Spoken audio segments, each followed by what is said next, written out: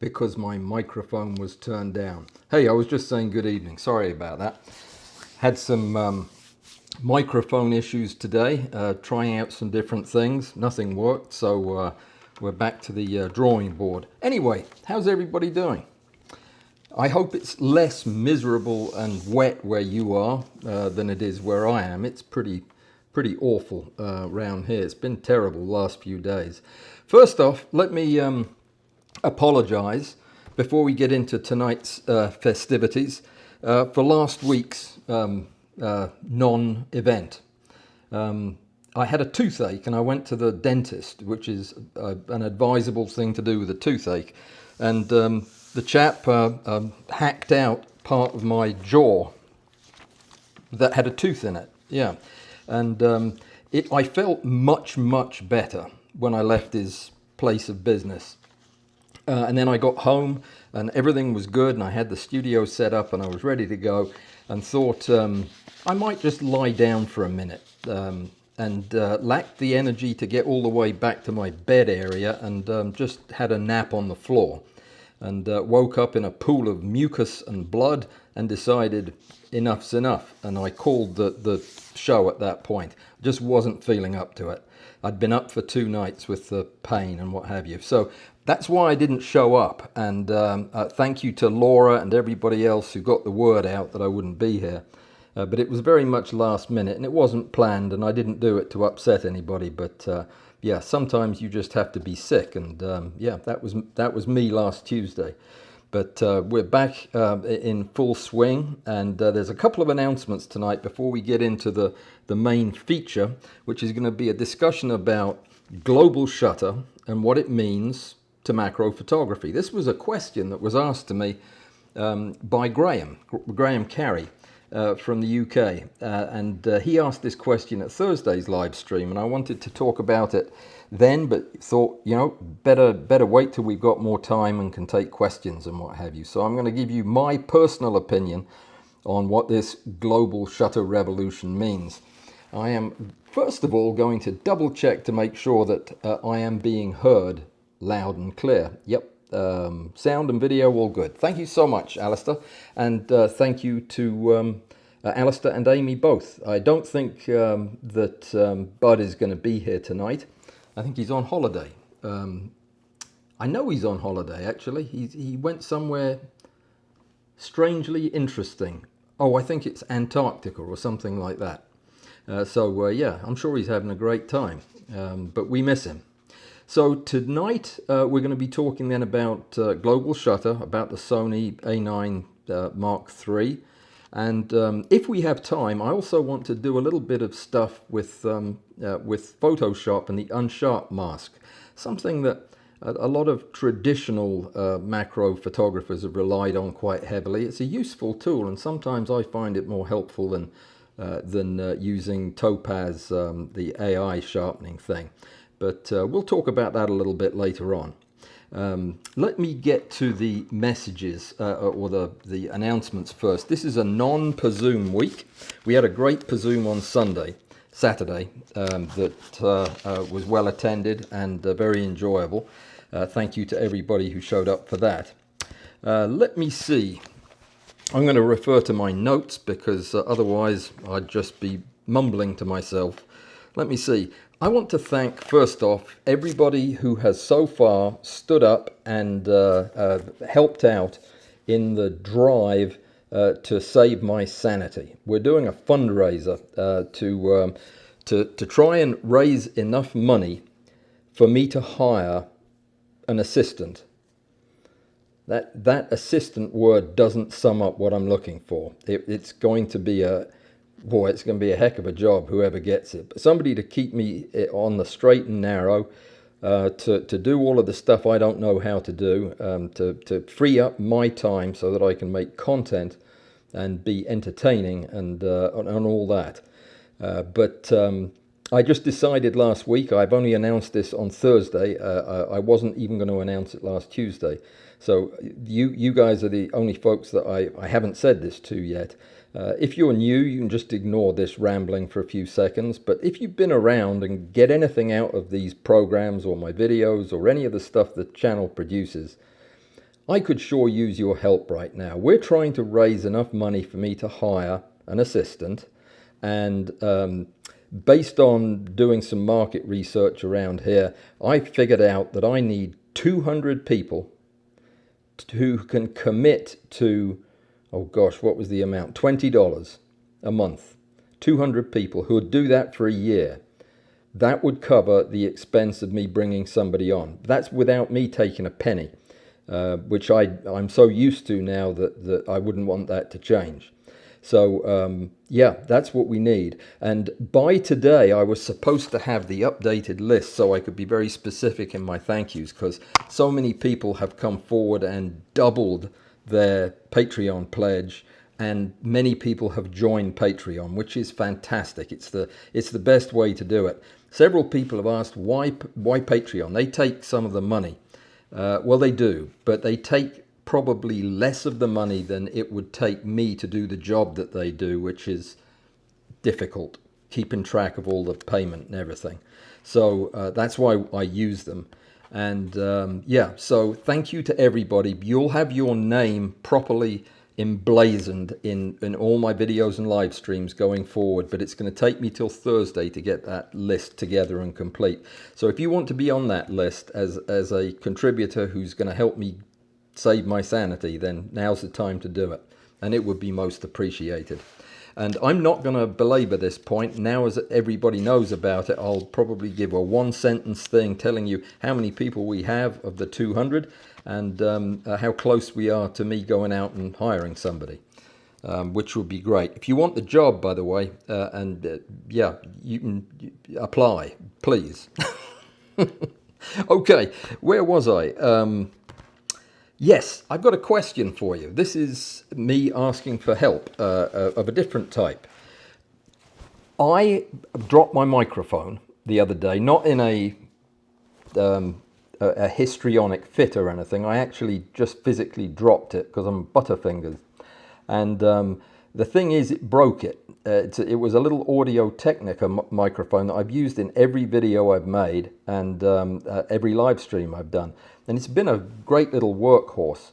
But I think now, as that one's broken, it's time to slightly improve the quality of my sound. Now, I quite like the sound of this little shirt microphone that I'm wearing. That works fairly well, actually, for me to be moving around with. But it's not the same quality that we're used to, and I would like to replace it with something decent. Now, I'm looking at 3 microphones. They're all by Rode, because I've got other Rode microphones and I like them. But they're all short shotgun microphones. The NTG2, the NTG3, and the NTG4. Can you remember that? 2, 3, and 4. I think that's what it is. Yeah, I think they're the numbers. The problem is they're vastly different in price. And I want to know if any of you out there are audio experts, can tell me exactly what you're getting when you go from $220 for an NTG2 to $699 for an NTG3. What's the difference? And do I need it? Will it make a difference? If you know, tell me. If you don't know, don't tell me, because you'll just confuse me and I won't be any better off. I've looked at all the videos and reviews and everything, and they both sound the same to me. So yeah, if you know, let me know.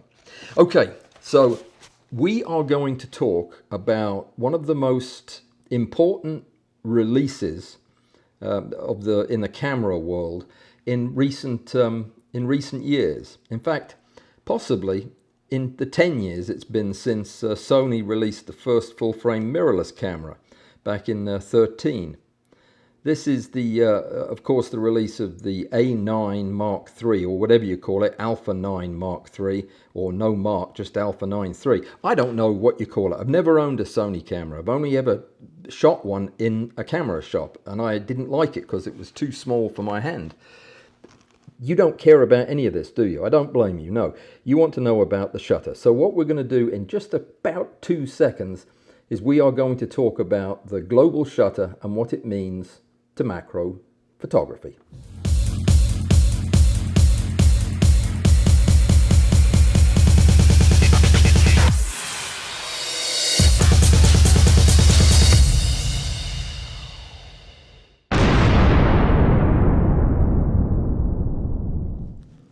what it means to macro photography is probably relatively little, to be honest.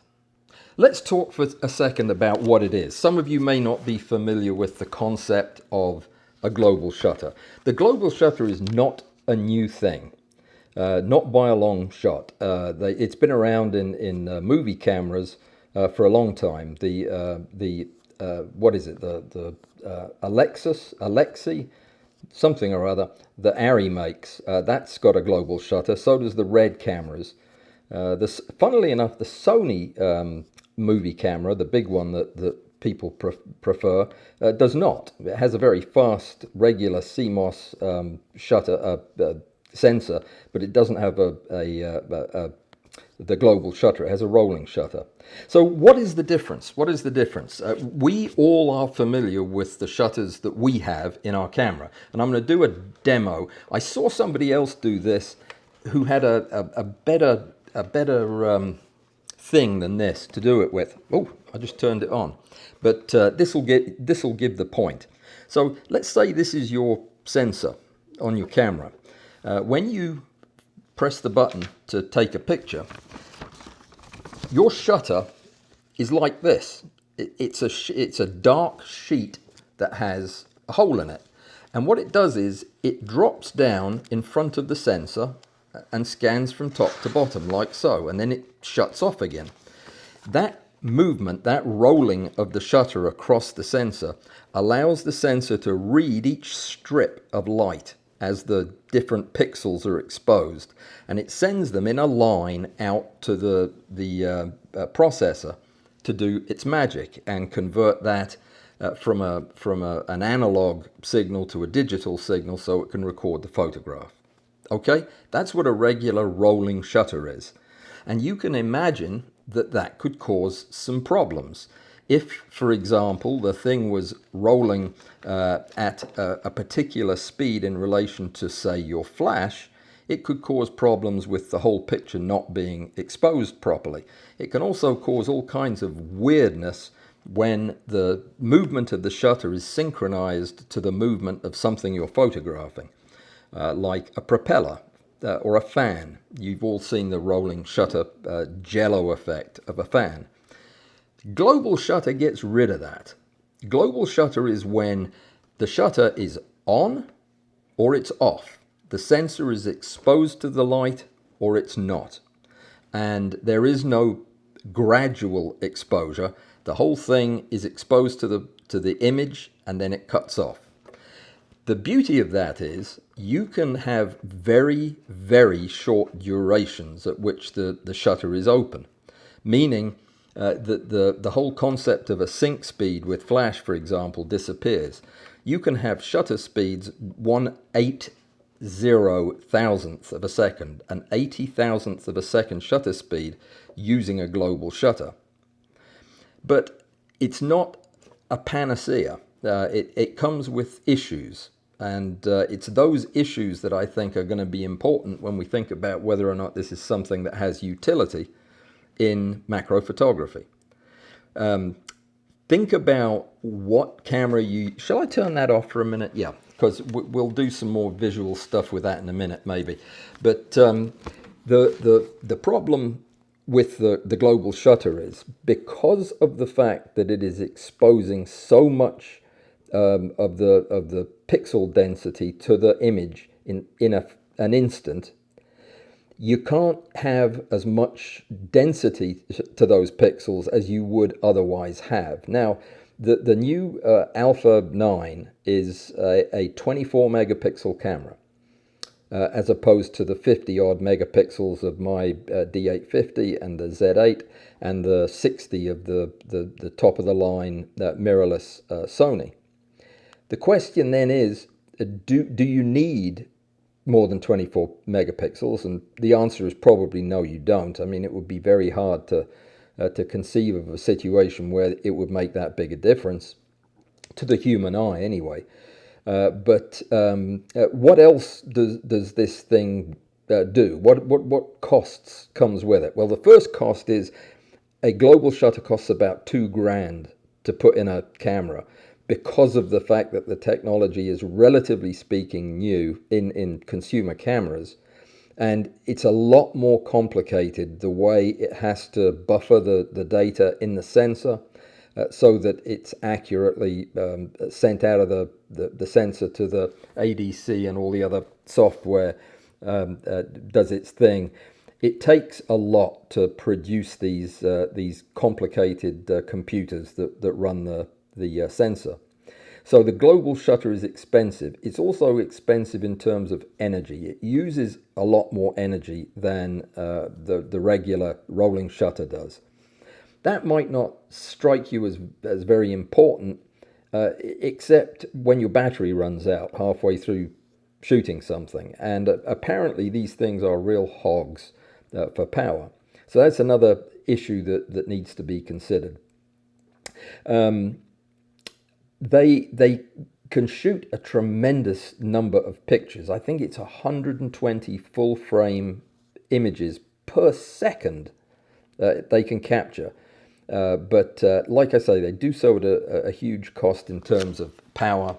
And there's another cost that comes with it too. And that is because of the way in... Do I keep hitting that microphone with my thumb? I think I do.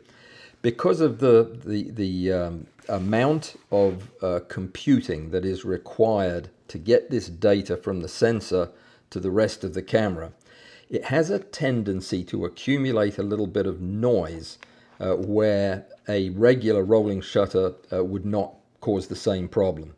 The result is that global shuttered cameras generally do not have the same kind of extremely low light performance that you get out of the top of the line DSLRs and mirrorless cameras like the D850 and the Z8, Z9. Those cameras are spectacular at performing in low light. Less so the global shutter. So the question then becomes, of all of the things I've said, what will be an advantage to a macro photographer from having one of these global shutters? So they can fire extremely fast. So they're great for capturing fast action. They're great for capturing moving subjects.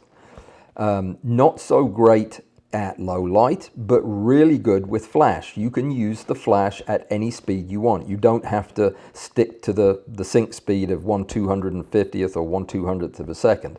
So if you need, for whatever your particular case is, if you're out in the field and you're wanting to shoot it on a bright day at 1/1000th of a second, and you want to use flash to fill the subject, you can do that. And you don't have to worry about the camera not wanting to play. How often does that happen? Not very often, but then again, I avoid those situations because I know I don't have a good solution. I don't like using high frequency sync with the flashes. They just burn out the batteries too fast and the tubes. So I don't use it very often, so I generally don't go looking for those kind of situations. How often would I use or need a global shutter in the studio? None is how much I would need that. And I would miss the added pixels, to be honest. There's something in the quality of that, the picture that I get out of the D850 and the Z8 that would be hard to lose. I mean, when you're going after a lot of detail. So I'm not sure that a global shutter is going to be that big of a deal for anybody doing macro photography. One exception to the rule might be anybody who has an insects in flight machine. I would love to have a global shutter to use with that. Something would have to help me catch a picture with that. So that would be one exception to the rule. But by and large, Graham's question was, what is the impact global shutter is going to have on macro photography? And it is going to make a lot of us a bit poorer when the next line of cameras come out, because they're all going to have global shutters and they're all going to be a couple of grand more expensive. And it'll be cool to have it, and it'll be great when we use it for other things. But in our macro photography, we'll seldom notice it, I don't think, except when our batteries are dead. I have a feeling that I probably stepped on somebody's toes here, because you may have already gone out and bought one of these global shutters, and I have a feeling that Alistair's going to pass your message on to me if that is the case. So let me know if this makes sense to you or not. I would be willing to bet, I'll bet my entire salary from last year that within the next 9 months, every major camera company in the world will have a flagship camera with a global shutter. 9 months. Deal? Does anybody want to take that bet? Double or nothing? Okay, I don't blame you. Smart not to. What did I miss? I think that's it. The advantages of not using a global shutter, the old rolling shutter, if you don't get into trouble with the rolling shutter itself, you get better dynamic range and less noise, much better low light performance, at least today. I have a feeling that another thing that's going to happen within the next year is that the price is going to come down a little bit, and the sensor pixel density is going to go up a bit. I think we're going to see more high-resolution cameras as they perfect the science. But for right now, just not sure I see a role for it in macro. I certainly do in industry and in science. There are all kinds of applications for this kind of tech, and obviously it's already being used to great success in the movie industry. And yeah, so what do you think? You getting ready to buy one? Have you already paid for it? Yeah, it's not too late.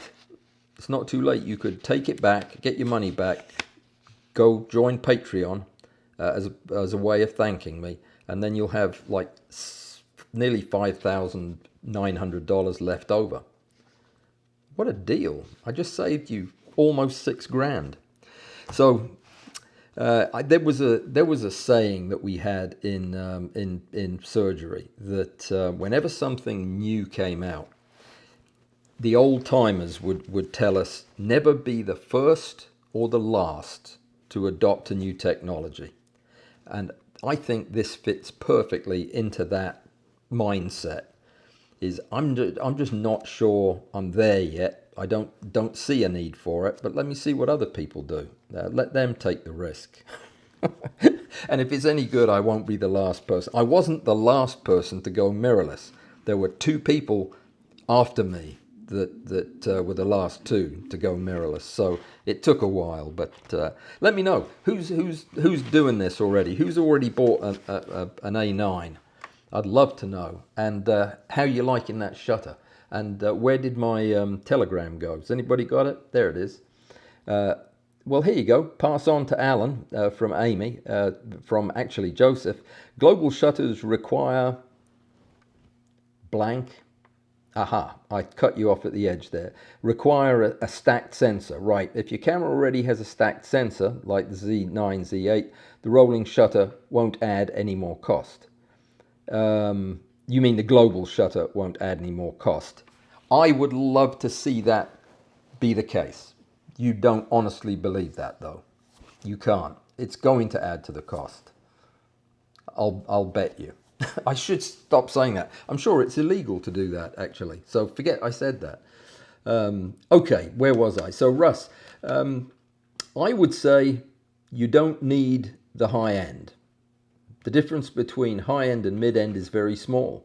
It will probably only count on paper tests rather than a pair of ears. Oh, you're talking about microphones.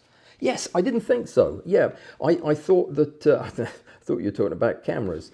Microphones, yes. I think you're right, Russ. The microphone that just bit the dust was $160 or something. It was at the very bottom of their range, and it served me beautifully for 5 years. So I didn't think it was necessary. Crispy B on Discord has found a way to circumnavigate electronic shutter using flash with the MJKZZ system. How to circumnavigate electronic shutter. Okay, well, I'd be interested to hear about that. Alistair passes that message on. That'll be over on Discord, so I'll go take a look. Not now, of course. Tell Allan that if he can hear the difference between a $3,000 flute and a $30,000 flute, he needs an NTG 3 or 4. If he thinks this lapel mic sounds good, he'll be delighted with the NTG 2. I feel like I've just been insulted. I'm pretty sure I've just been insulted. I bet I could tell the difference between a $3,000 and a $30,000 flute. But yeah, you have to understand that I'm the one that's talking into the microphone. I don't get to hear it. You're the ones that hear it. Yeah, I thought this one sounded okay. Actually, other people did too that helped me test it this afternoon. Oh, well, I just feel disrespected. Isn't that terrible? I guess I'm still feeling the pressure from last week's surgery. The flash sync speed is the fastest shutter speed. Is that when both curtains are fully open and the sensor is fully exposed? The flash sync speed is the fastest shutter speed when both curtains are fully open and the sensor is fully exposed. Right, that is correct. But that is why there is no sync speed with the global shutter, because the whole sensor is exposed the whole time at the same instant. It seems like the camera makers are pricing me out of the game, Robert says, like professional sports have. I used to be able to afford to go see baseball, football, or a basketball game. I've never been to any of them because I don't understand sports at all. So I saved a lot of money on that. But you're right. I mean, I think the photography companies, the camera companies, are really in a bit of a mad dash here to something. It seems like the prices are just spiraling out of control, and the global shutter is just a really good excuse for that, I guess. Michelle Cox, global shutter doesn't wear out. And boy, that is true. It doesn't wear out. It's entirely electronic, and that is something I didn't even mention. Michelle, good point, and well taken. Nobody's taking the bet. I knew that they wouldn't. Of course, the upside of the bet is you'd win nothing. If you won everything, you'd win nothing. Okay, so yes, Jack says that Nikon and Canon provide most of the advantages without the disadvantages with high-speed sync. Yes, but Jack, you are in a league of your own when it comes to your knowledge of how Flash and Nikon work together, and I respect that a great deal. Yeah, I didn't think about that. You know how to use high-speed sync, and I really don't, because my results with it are usually terrible. And yeah, like you say, you get great results. I wish I did. I'm not concerned about having a rolling shutter and keeping a rolling shutter, because I know how to use it, and it fits my needs perfectly. I am a little bothered by Michelle's comment, though, that the idea of all of those shutter actuations adding up never is far from my mind. So, but of course, the mirrorless cameras aren't going to. Well, they're still going to be a problem, aren't they? Yeah, there's still a shutter to worry about. Okay, so I think the clip-on is working well. Maybe just a little EQ to make it better. I would do that if I knew how you did that. It doesn't have that. Did you hear my stomach rumbling? It doesn't have that option that I'm aware of, because it's just a little square thing. I don't think you can make different sounds.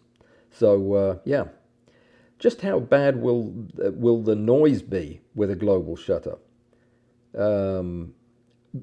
Pretty bad. How would I describe it? You know the kind of settings that you have on your DSLR or your mirrorless camera now for low ISOs? Those are going to disappear. As far as I understand, the Sony A9 doesn't have those that below 100 ISOs. What that actually translates into, I don't know. I don't know if it's a stop difference or two. I really don't know. It would be interesting to actually have that quantified.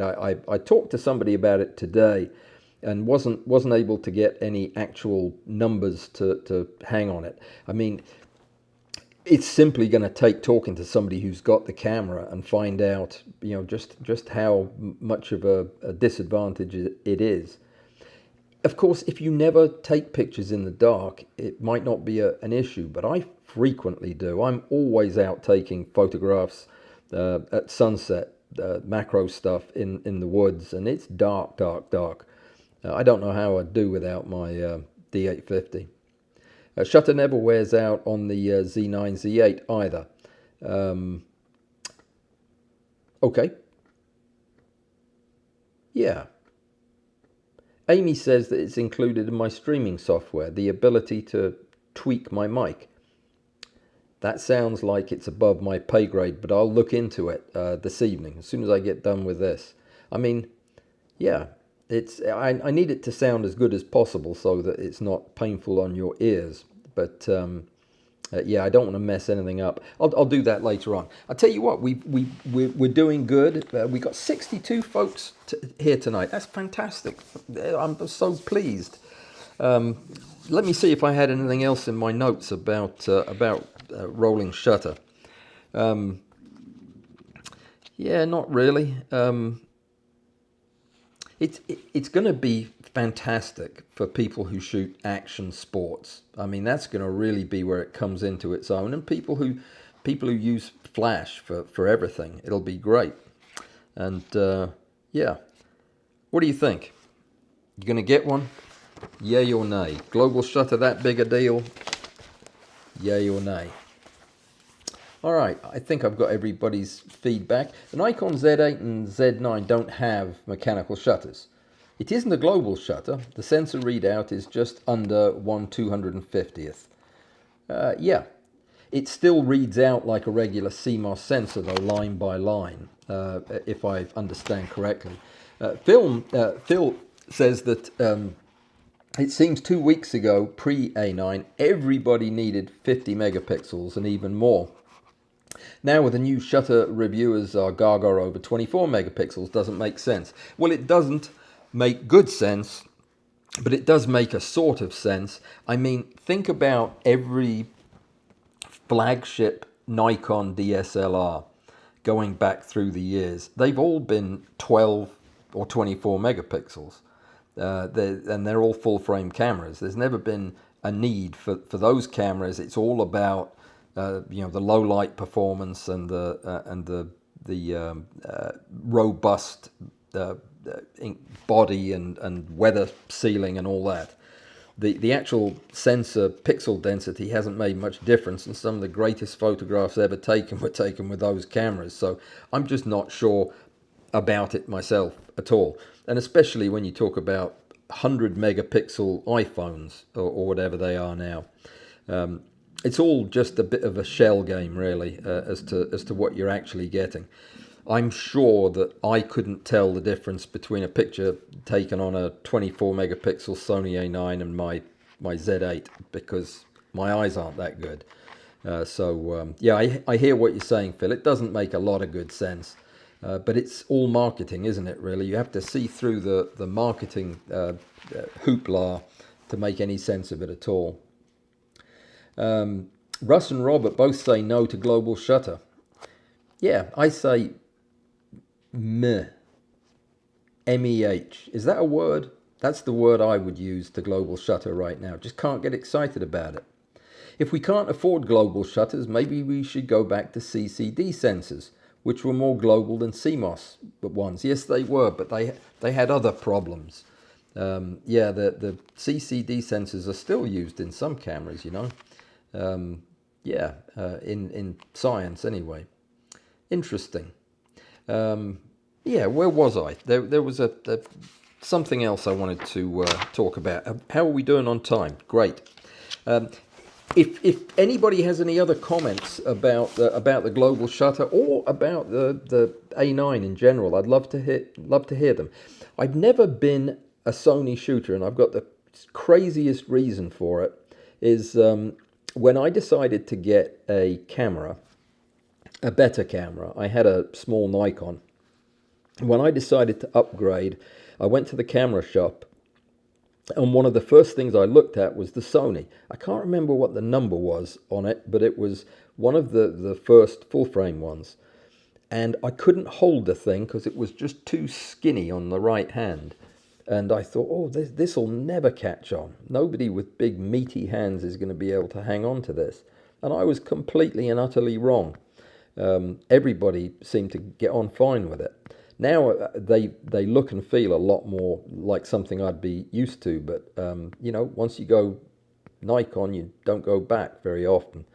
I absolutely love Nikon cameras, but I'm familiar with them. So I know that Amy is a big Sony shooter, and she really I don't think she has the A9 because she just got the whatever came before it, 7, Mark 8, something like that.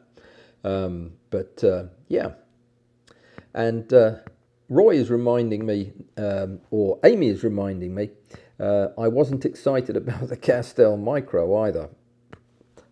Good point. Good point. I was not excited about what turns out to be the best macro rail conceivable. I absolutely love the micro. It is such a perfect tool for what we do. And yeah, I was actually looking at some pictures today of various setups, very professional setups too, by people who know what they were doing. And yeah, I noticed a lot of other rails, but I didn't notice any of the best, and it made me wonder how long it was going to take these folks to figure it out. That really is a superb rail, the very best. Absolutely love it. Puts a smile on my face when I walk into the studio and see the thing sitting there resplendent in its blue and grey. Is everybody else excited about their micro, by the way? Anybody who got a micro, do you feel like you made a good decision? I feel sure you do. I can't imagine that anybody would regret that choice. Okay, a lot of people jumping on the Olympus wagon. I think you are right about that too. There is something very appealing, not to me, mind you, but to a lot of folks, about being able to stack in camera. And I don't know what the appeal of the Micro Four Thirds sensor is. I have something about the look and feel of a full frame picture. They just look different. They look richer and fuller, and I like the complexity in them.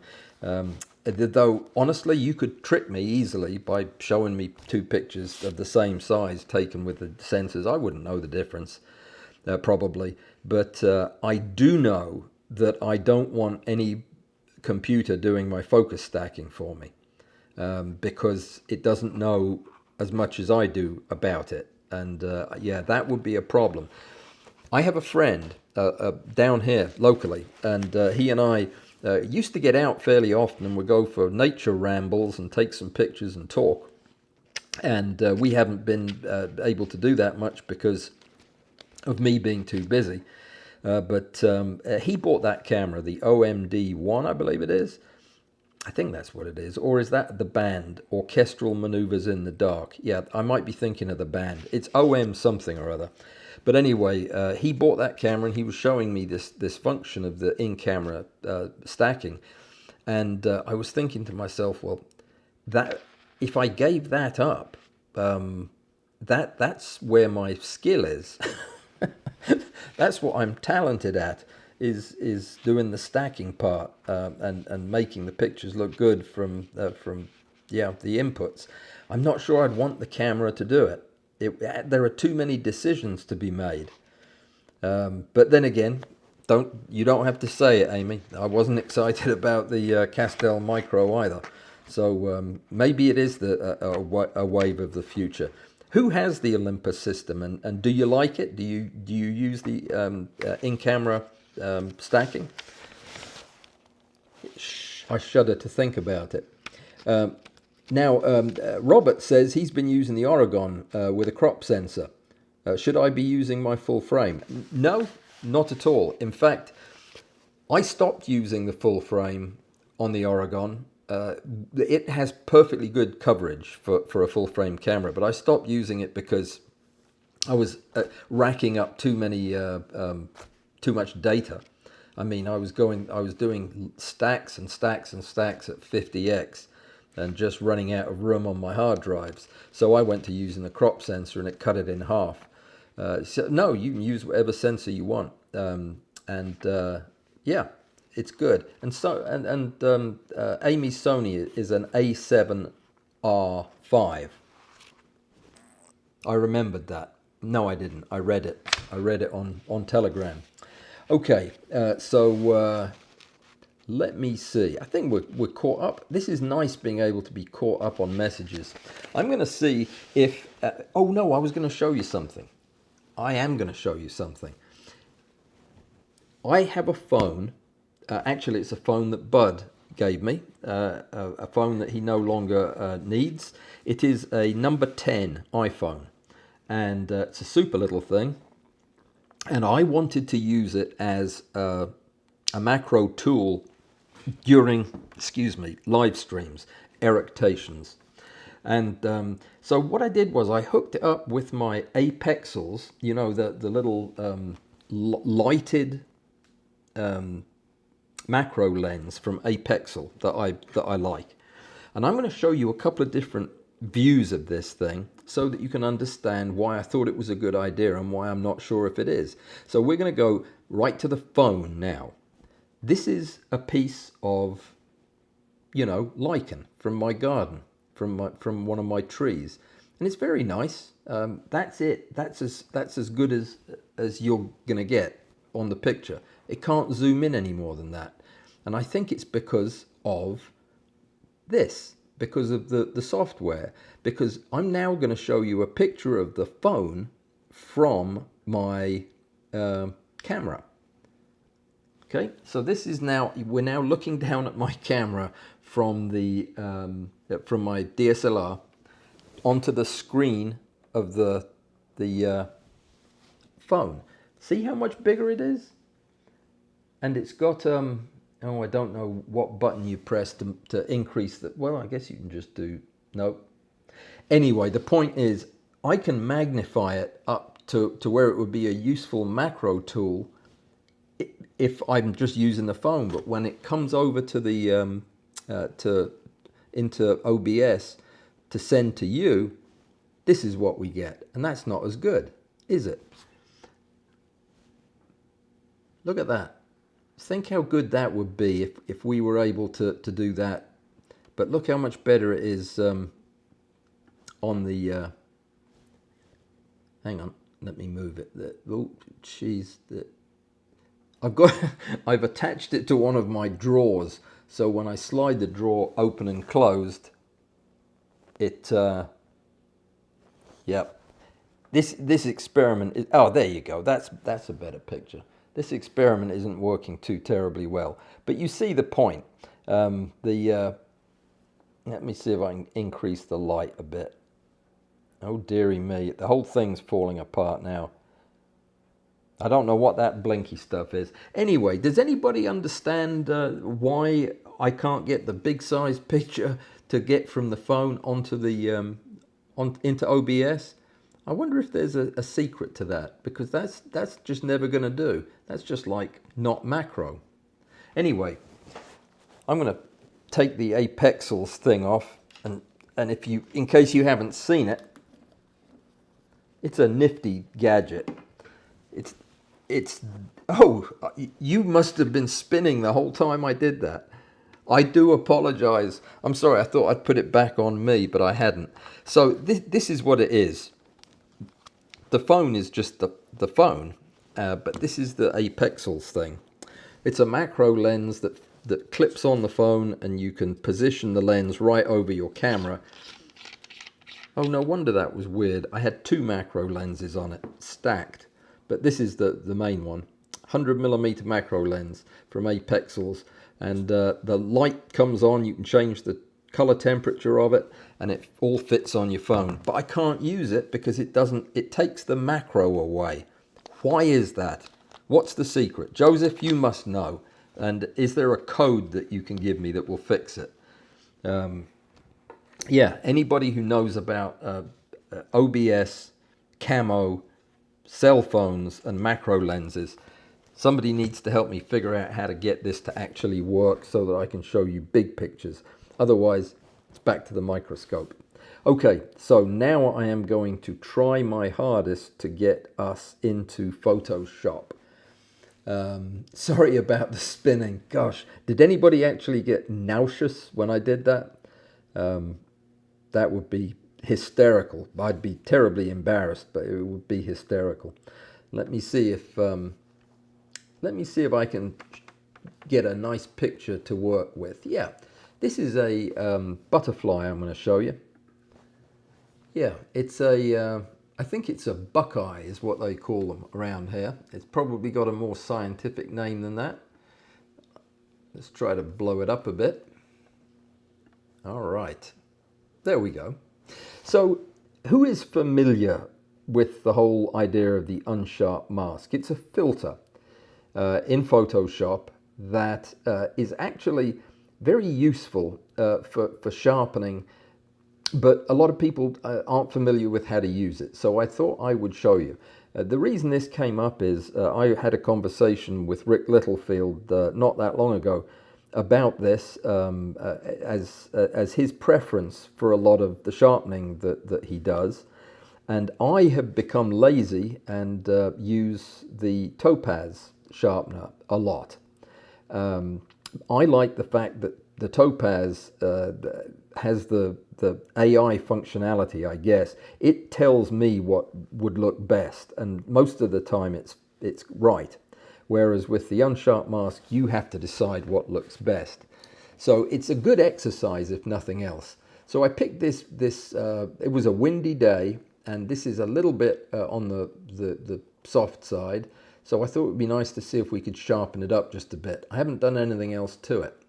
So we'll make a copy. Remember that using the unsharp mask or using anything in Photoshop is destructive. So you want to do these things on a separate layer. So it's a good idea to make a copy of the background and work on that. You can also make this into a smart object so that it further retains the integrity of the picture. But we're just going to make a new layer. And to get to the unsharp mask, you go to, oh, my tools have disappeared from the, I wonder how you get them back. Hang on a sec. How weird. Oh, they're on my other computer. Just I'm pressing the filter button, and then I'm going down to sharpen, and then the last option under sharpen is the unsharp mask, and here it is. This is the unsharp mask. There's only 3 sliders you need to pay attention to, because there are only 3 sliders to look at.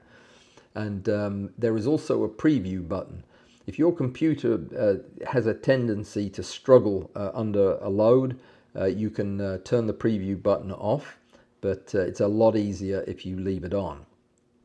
So generally speaking, what I do is I position my window, my preview window, over something that I want to measure as how sharp it is. Let's pick a corner of this part of the wing, and then we can zoom in a little bit. There we go. It's a bit pixelated there at 800%. This was obviously shot from quite a distance away. So the sliders are the amount, the radius, and the threshold. The amount is the amount of sharpening you want to apply, and it's a global change that will sharpen the whole image like that. Makes it very crispy if you slide it all the way. Obviously we wouldn't want it that sharp. I usually like to set it around 80 is kind of like as sharp as I would want to go in most cases, where you can see a visible difference. So I put it on about 80. Now, radius applies to the amount of contrast that the sharpening is going to affect. In other words, the finer the detail, the further the left the slider is, and the more fine detail that the sharpening will be applied to. As you slide the radius bigger and bigger, it starts applying the sharpening to larger and larger structures with less contrast, until eventually at the 1,000 pixel radius, it's sharpening everything. So the idea is generally speaking, leave the radius very low and then gradually increase it to get the effect of the sharpening effect where I want it. Now I'm only looking at one area here, this area, and if that's the most important part, or say the eye is the part I want to look at, when I can get the radius right for the eye, that's where I will stop, and that's the level of sharpening that I'll go for based on the amount of detail in the image. Now the threshold is how much contrast is there before the sharpening kicks in. So this is a way that you can exclude parts of the photograph by creating a limit that has to be exceeded before the sharpening will be applied. If you slide the threshold all the way to the right, you're basically saying that the threshold is maxed out and no sharpening can be applied. If you slide it all, well, I'll tell you what, let's turn it up like this, and then as you increase the threshold, the amount of sharpening is progressively hidden until none of it is visible over here on the right. So by balancing these two, you can set the amount of sharpening you want for the area of your picture that you need sharpened, and then you can set the threshold to where it doesn't sharpen anything beyond that. Now, as you can imagine, that is a fairly blunt object for determining the sharpening for the picture. There may be areas of similar contrast to the area of concern that we don't want sharpened. Maybe we don't want this wing sharpened, we just want this one to be sharp, or whatever. So when that happens, as it almost always does, we need to also add a mask. And that's the last step in doing this. So if we set the amount where we want it, set the radius to where it affects just what we are most interested in, and then set the threshold to exclude everything else, say somewhere up around there. Now, if we wanted to exclude additional areas, all we'd have to do is go to our layer 1, add a mask. Well, actually, you first have to commit to the filter. Then I would add a mask and take a black brush. I like to use a brush with a low flow rate and a high opacity, so that it will add the effect in layers. Make sure that your brush is on black and that you're on the layer, and then wherever I paint the black, it will remove the sharpening. It'll mask it out. So if there are areas I didn't want sharpened, that's all you have to do. And it seems like an extra step, but it's really not. It's all part of the same process. It allows you then to sharpen the parts of your image that you want sharp, and to leave the others alone, or to apply some portion of the sharpness. See, I'd have to paint over this about 3 more times to completely mask out the sharpening, because I'm only on a flow rate of 16%. If I turned that up, I could do it in 1 pass. So that's removing any of the sharpening that I applied to the other wing. Make sense? It's a very useful tool. It's not useful in every case. There are some pictures where it can be very difficult to use and not very satisfactory in the results. But it is a great tool to have in the armamentarium for when you have a tricky little subject that you want certain areas sharp, but you don't want AI to go bonkers on it, as sometimes happens. Of course, you could make the argument that you could use the AI and then add a mask to the output from that. The trouble is that doesn't mask the sharpness. It's already been done. So you'd have to layer in an unsharpened layer as well. That's just too complicated. This is much simpler. It's a very direct way to sharpen selectively in your photographs. Does anybody use the unsharp mask fairly routinely? I would say I probably use it about 20 to 30% of the time. And used it actually in the cover photograph for this video. One of my son's Japanese beetles. He sent me hundreds of these things. If you have sunflowers, buy a Japanese beetle trap and you'll have a year's supply of Japanese beetles overnight. Apparently they just flock into that trap. And when they get there, they don't break off their legs or antennas. They just stay in there until my son put them in alcohol. So they're great, fantastic, fantastic insects. They photograph well. I'd show you some pictures of them, but they're all on the other computer and I can't get pictures from there to there quickly. You'd think you could, but I can't. Any questions? Let me look in Telegram, see how we're doing. Tell Allan that the high mag macro on his phone goes through part of the processing chain that's not real time and can't be output to the PC. Damn, really? That just that doesn't make a lot of sense to me, but I take your word for it. I just received a gift of $10 from Real Nikon Lover. Thank you, sir or madam. Jim, yeah, sir, that would be sir usually. Thank you, I do appreciate that. It's very kind of you. I think the zooming problem is due to digital zoom on the camera. OBS is getting the full photo. You can enlarge and crop your OBS view to get the same view. So you say. But I can't do that in real time, can I? I wonder. I'm not going to, because with my luck I just cut us off, and I'll try that.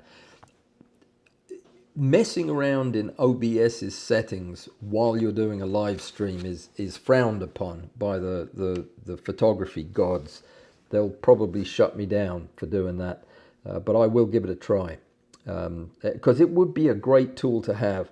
It's hard until I get the microscope situation figured out.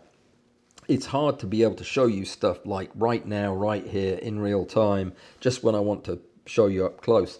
I was going to show you how this particular twig has become my favorite fluorescent twig, but interestingly, there is something that blocks the UV in the phone or the apexels. I don't know what it is. I haven't experimented with it yet. Can you see this? I feel sure you can see the colors in this. Oh, not if I put the phone in front. See the blues and everything? This is such a lovely piece of lichen covered twig that it's got great colors in it, but they're not showing up real well. Well, they didn't show up under the microscope either, and I can't see what I'm doing. See the blue and the yellow there? Beautiful. Absolutely gorgeous. And yeah, it's a shame that this other piece that I had down here is also full of glowy stuff. And well, most of it's fallen off, but that yellow bit, oh jeez. No, this is not going to work either. No. Anyway, something is blocking my UV, and I don't know what it is. It's probably the phone. Nope, it's this. UV doesn't get through it. That's a shame. Okay, I'll keep trying to find other ways of doing it. So where were we? Larry says, I used to use the unsharp mask with my camera that had an anti-aliasing filter. I use it a lot less with my current camera. I feel unsharp mask is best for recovering sharpness. That's a good point. Good point indeed. Smart guy is Larry. We can see it. See what? Amy says that she can see it. I hope that it's, yeah. Oh, the fluorescence. I hope so. I have super chats. I do? Oh, Robert super chatted me. Good Lord, I missed that one completely. Thank you, Robert. That's, as somebody said on the phone the other day, that's almost a cup of coffee these days. Can you believe it? The prices. Let me see. Use the unsharp mask technique that you showed us a while back every time. Oh, good, good.